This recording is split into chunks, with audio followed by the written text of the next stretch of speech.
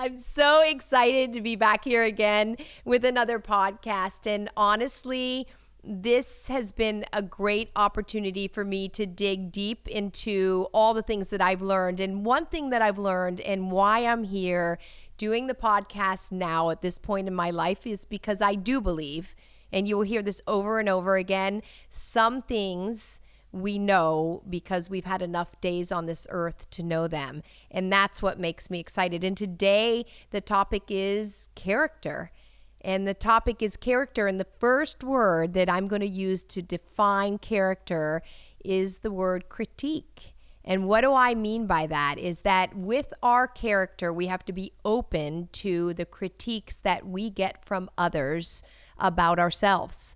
And with that critique, we have to be willing to take it in and look in the mirror. And that would be my second word that I tell you is important when we talk about character is the mirror.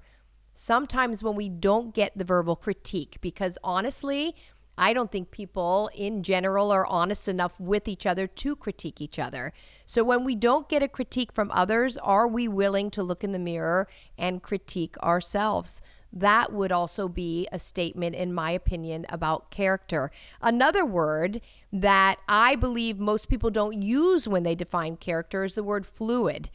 Our character needs to be fluid. And so many people will say, my character is this and this and this. And the truth of the matter is, as we travel through this journey we call life, our character is challenged. And our character is challenged because we can say all day long that if I were in this certain situation, I would or would not make this decision. The fact of the matter is we can have a foundation of beliefs on what we think we would or would not do. But the truth of the matter is until we're in the situation where character really counts, we don't know always what we would do or what we would say. So I think it's really important to understand that character is fluid. As we have more situations in our lives, our character is tested. And I also need you to know, I need to say out loud to everybody that part of character I also think is the understanding that we always won't get it right. And therefore we have an opportunity to ask for forgiveness wherever that happens for each one of us, ask for forgiveness, and we get a fresh start every day. Now, I think if we keep making the same poor decisions over and over again, that's also character, and that speaks volumes. So many opportunities for very specific conversations here today. But again, I want to say something I think that's critical out loud, is that through my life, I have spent a lot of time trying to measure up. And I think that's also a part of my foundational character, because we could talk all day about work ethic. So what is work ethic? Well, I know that people, when they define Susan West, say she's got amazing work ethic. And I do believe that's a character trait. But I have to say something out loud. That character trait, I believe, comes from when I was a very little girl. I didn't feel like I measured up. I didn't have an active father in my life for a long time, and I just desperately wanted to be loved. And somewhere in my life, I had this trigger happen where it said, if you just work hard enough, Susan, they'll notice you, you'll be good enough, and they'll love you. So something that you all see, I would assume, as a good thing in my character, right? It's a good thing to have work ethic. I can honestly, vulnerably say out loud right now that that particular character trait that is a positive one came from probably a pretty lonely, broken place in me. And as I've gotten older, like, who wants to say that out loud? Susan West is a little girl and an adult with two failed marriages, not one, but two, craved to be loved and validated. And therefore I got this beautiful work ethic from it.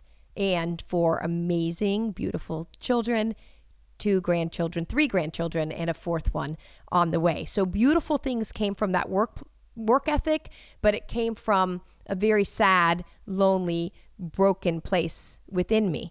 So why does that have anything to do with character? Well, work ethic is a character trait, but also now my ability to stand in front of you all, sit in front of you all to discuss these things today on this podcast, that's character.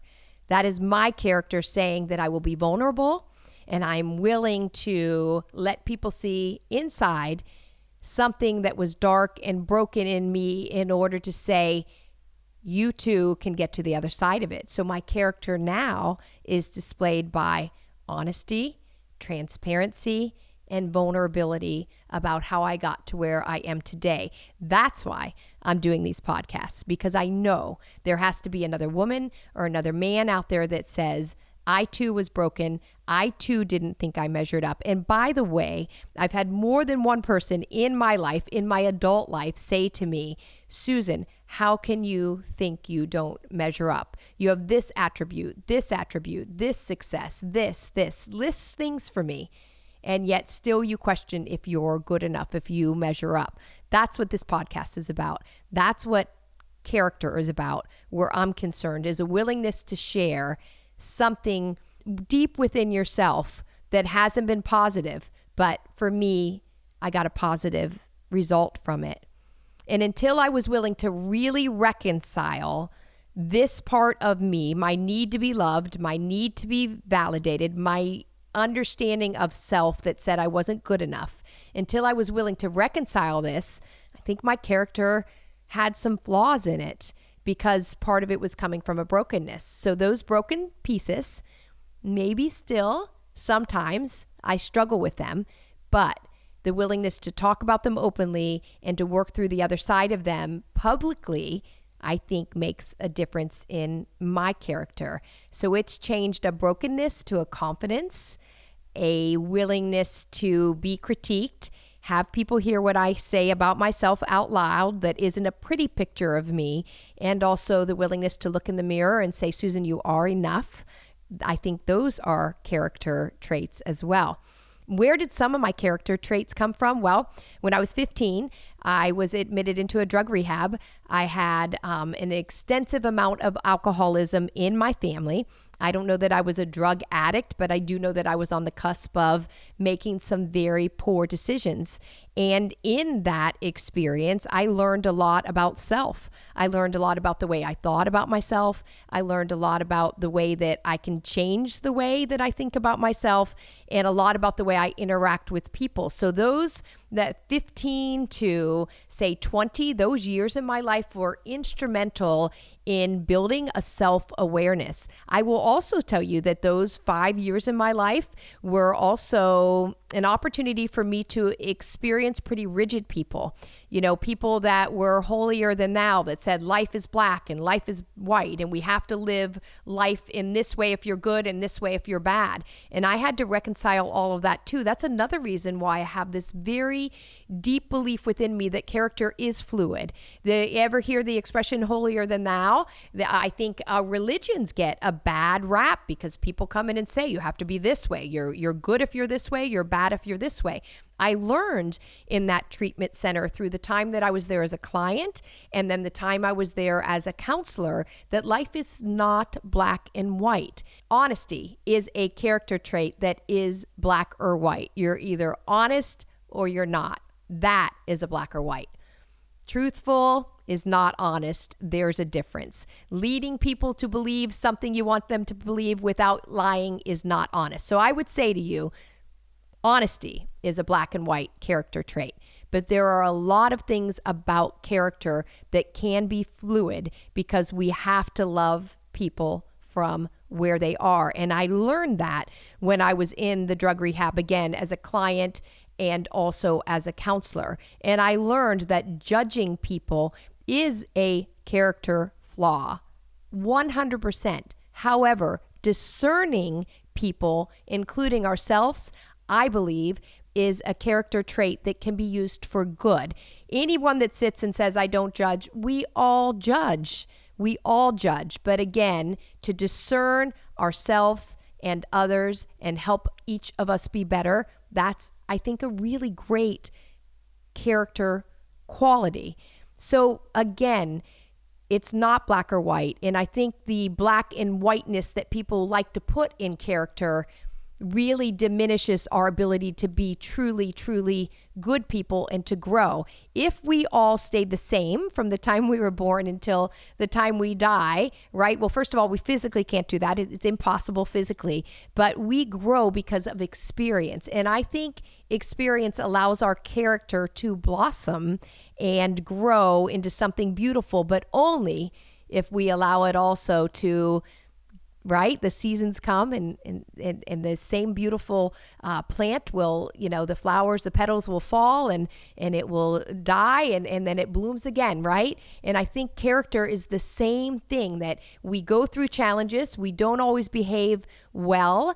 We do get our character tested. We do fail in certain situations, but we have the opportunity to apologize and get better, even in the workplace. Just for the record, I do not have the attitude that I'm the boss and it's my way or the highway. Now, there are some things in the workplace that it needs to be my way because I'm the leader and people need to march to a certain tune, 100%. And as always, I will say to you, I will not apologize for that because a leader needs to lead with strength. However, when I am wrong as a leader, I will circle back. I will admit I was wrong. I will apologize, and we will find a way to regroup and fix and repair a problem that I created. So character comes with apology. I do remember, back to my black and white conversation, one time a young lady came into my office and she said, she was our accountant, and she said, "Susan, I want you to know that I have character and I have morals." And I said, "Well, first of all, you're insinuating that I don't, and I do as well. But let me tell you, I'm not asking you to cross a line, because I too believe we should not cross certain lines. But sometimes in life, the lines are a square and they're not a straight line that's a balancing beam. And sometimes we have a little gray wiggle room in the middle of the boundary lines. And I think someone that is fluid with their character, not somebody that will, again, lie when necessary, steal, cheat. We all know lying, stealing, cheating, those are character flaws, 100%. But I do believe in life, as we navigate through it, we have an ability to dance in the middle of the gray without crossing lines. And that is a true test of character, right? Character is me feeling so confident about the woman that I am that I don't have a problem with somebody challenging my character. Ever come across somebody that is so firm in their character, they're not going to be challenged? Well, honestly, those people sometimes are fun to challenge, although I don't have as much energy for that as I used to, because I want to surround myself with people that are willing to do the dance, right? And learn more about each other and themselves. But oftentimes, you all know it. I know you're picturing those people in your head right now. They're so firm in their own character. Nobody is going to push them off of their character lines and their morals and their values. I would suggest that oftentimes those people can't be challenged because they're not as secure in their morals, in their character, in their values, as even they tell themselves. Lying, here's a newsflash. One of my bosses said to me one time, "Susan, you're only kidding yourself." How many people have a character flaw of lying to themselves? So just wake up, everybody, and realize that lying and dishonesty can be to self as well. I would suggest people with a wall, people unwilling to talk about anything except for what they believe their character is. They are frightened at some level, frightened, insecure, have baggage that they're just not willing to be able to open up and overcome. And that's not a good quality either. That's another reason why I say 100% character is fluid. We have foundation. I'll say it again. Cheating, lying, stealing, killing, right? All those things, we can all agree today, really, really bad things. So when I say character is fluid, I am not talking about any one of those things, but I am saying character is a journey that we get tested regularly. And by the way, I have failed a couple times in my life, and my choice with my character failures has been to have people in my life that I feel the need to tell the truth about those character failures. But I'll also tell you this, we do not have to have our life be an open book to everybody. And that was one of my problems for a long time. Remember I said I struggled for love. I had a need to be validated. Therefore, if I fell short, we'll just call it if I sinned, if I fell short, if a character flaw exposed itself through my behavior, I felt the need to share that with too many people. And I would suggest that was part of my character flaws because I needed everybody to tell me, you're okay, it's okay. I'm going to validate you, Susan. And I have learned where we talk about a close-knit people in our lives, it's really important to understand that telling the truth, being honest, being transparent, and being willing to share a side of yourself that they might not otherwise know, I think is a part of my character recovery, right? Character recovery is when we've made a misstep with our character and we're willing to share it with the group that's important to us. The group, you guys will hear this from me often in my podcast, the group of people that we're willing to tell the truth to, and we're willing to hear what they have to say back, and not the group of people that will tell us what we want to hear. I do not surround myself with people who tell me what I want to hear. I think it's really critical. We joke about marriage, right? And we say, or a boyfriend with a girlfriend, if she looks fat in the dress or if she doesn't look good in the dress, don't tell her. I was always the person that said, tell me, right? But my rule in my house was, with my kids, with my spouse, you have to tell me only if I have time to change, right? There's no looking at me on the way out the door and saying, oh my gosh, Mom, you're wearing that outfit. The kids always knew, tell me the truth only if I have time to change. If I don't have time to change, don't tell me the truth about the outfit until I come home, right? So we joke, but we don't joke about that in my family all the time. The truth and honesty is so important. And people out there in our society are looking for validation without truth. And that's a character flaw on both sides. We have to figure out a way to always tell the truth with respect. I spoke about this in my last two, I can't remember how many episodes back, but in my family, we have a rule. The rule is that we tell each other the truth in love in a way that will draw us nearer to each other and not push anyone away. So I am not suggesting that when you have a friend and they don't look good in that dress, you tell them right every time immediately. But I am suggesting that if you're with a friend and she's shopping and you're shopping and they say, what do you think? And in your mind, you think horrendous. I think you find a way to say, isn't your best choice. How about we try on some more dresses, right? So there's a nice way. And I say that funny example to say we should be telling each other the truth in love, and we should stop just using that quote and throwing it around. And we really ought to dig into what that means situationally. So character, we have an opportunity in multiple situations a day to show our character. And I think that I've given you some examples of that here today. And I do believe that my character comes from an immense place of love. And what I've done with that need for love is I've chosen to give an immense amount of love to most people that I encounter. I have learned to discern, there's that word again, better, as I've gotten older, not to give the wrong people my love, right? So I think that's important as my character became stronger and became more of a part of who I was, I could discern better. So I believe that part of what you're hearing today is that Susan West defines character with an abundance of words that other people don't typically use with character, because I think character is 100% our person. And because we change and because we grow, our character changes and grows with us. And the choice, ladies, gentlemen, friends, family, whomever is listening, the choice is, as our character grows with us, is our character growing wealth? Or is our character getting poorer? Is it diminishing?